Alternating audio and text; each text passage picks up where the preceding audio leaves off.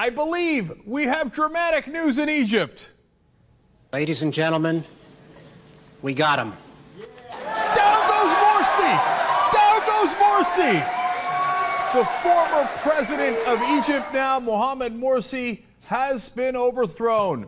Depending on how you look at it, you can call it a coup. Certainly we did not get him, but the military of Egypt did, and even more accurately, the people of Egypt did. Crowds estimated at some points to be 14 million people, among the largest protests in human history.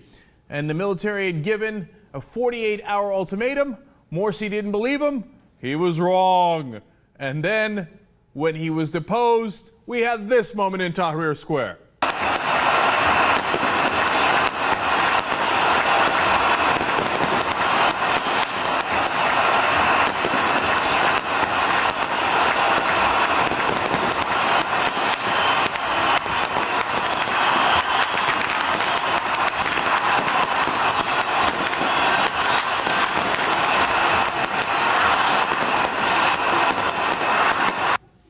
Tomorrow's 4th of July here in the United States of America.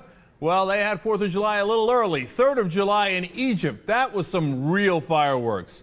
And that was a real pyrotechnic show. I don't know if they consulted with Pink Floyd or a techno group. But man, that was some trippy fireworks there in Egypt. Bless their hearts, they were celebrating. And I am so relieved that it was not violent. Yes, of course, there were some people hurt throughout the protests, some people killed throughout the whole protest era.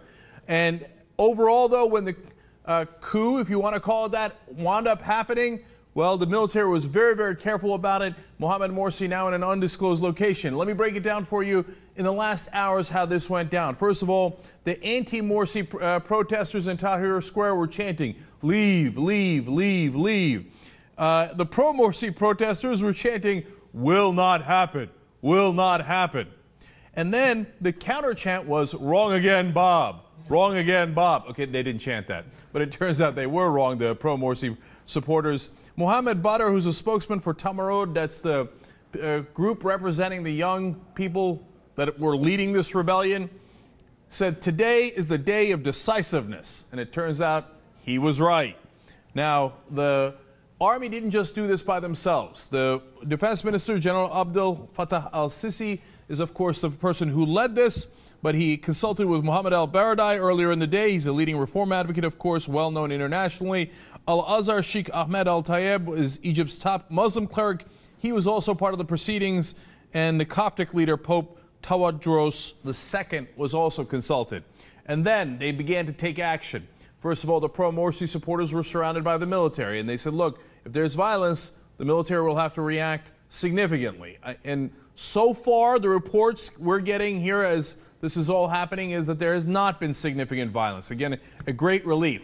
Meanwhile, they told several of the leaders of the Muslim Brotherhood, you are not to go anywhere. Mohamed Morsi, of course, is on the top of the list, but they also told Mahdi Akef, that's the former leader of the Brotherhood, do not leave Egypt. Mohammed Beltagi, I should say, senior Brotherhood figure, Safwat Hegazi, a Salafi preacher, and Abu El-Mahdi, leader of the Islamist Wasat Party, were all told, you are not free to go. Stay where you are. Something is afoot. And then General Sisi stepped up and said this. The head of the Constitutional Court shall take the running of the country during this transitional period until a new president is elected. The head of the Constitutional Court has the authority to give declarations during this transitional period and to form a technocrat government with capabilities who can have all the powers to run this transitional period.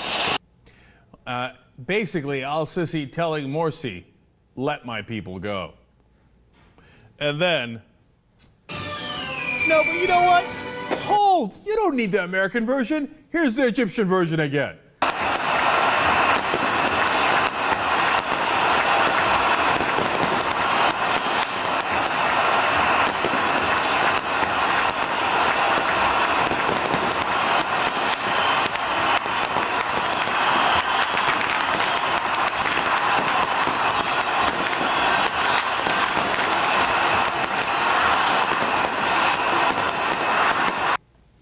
Man, that's a sight for sore eyes.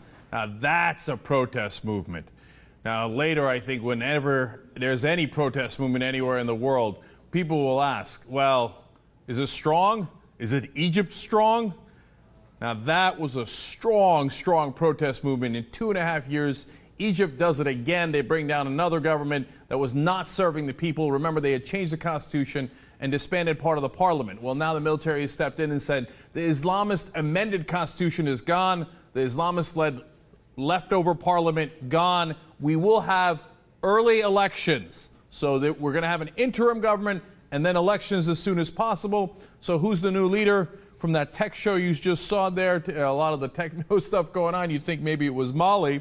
But no, we do not have President Mali. We now have President Adel Mansour. He is the Supreme Constitutional Court Deputy Chief Justice, and he is the new President of Egypt. Now, if it was just the military taking over, then obviously there wouldn't be celebration in the streets from the people protesting for democracy and to lead Egypt as their Egypt. But in fact, of course, we will have early elections, we will have a new government, and possibly a new president, of course, after all the process has gone forward. So, once again, the people of Egypt, you are impressive. I mean, the rest of the world looks up to you in how you have really seized power for the people.